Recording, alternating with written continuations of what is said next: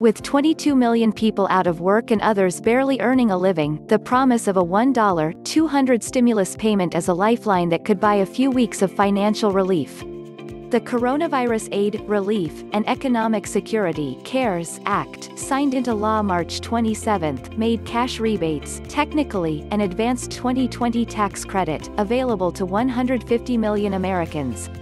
Individuals making $75,000 or less and couples earning up to twice that are eligible to receive $1.200.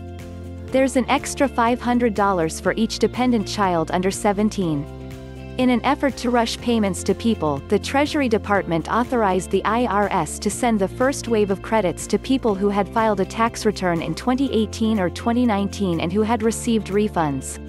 The agency already had bank account information to deliver those payments electronically. On April 15, Treasury said more than 80 million Americans had received economic impact payments. But those payments created a divide between those who got money and those who didn't, sowing frustration, confusion and anger. Thousands of people have contacted the Washington Post wondering why they haven't received their money. Many awaiting help are low-income veterans and Social Security recipients. "I'm a disabled Gulf War veteran," said Dwayne Ford of Kansas City, Missouri.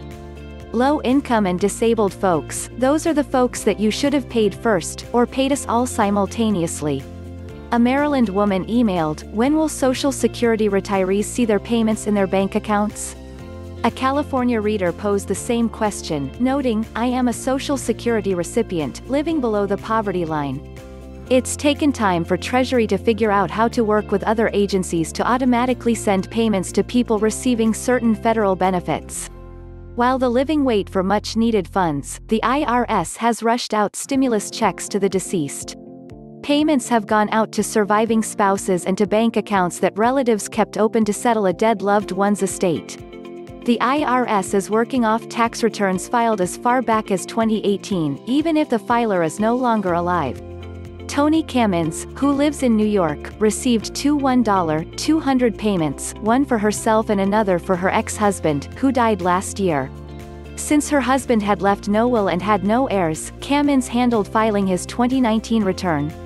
On the return, she told the IRS that her ex had died. Dennis Akers' 88-year-old mother-in-law died in January. His 96-year-old mother died a month later. Akers held a joint checking account with each of them because he helped take care of their bills. Both deceased women received direct deposit stimulus payments. Akers said he had informed Social Security when both women died.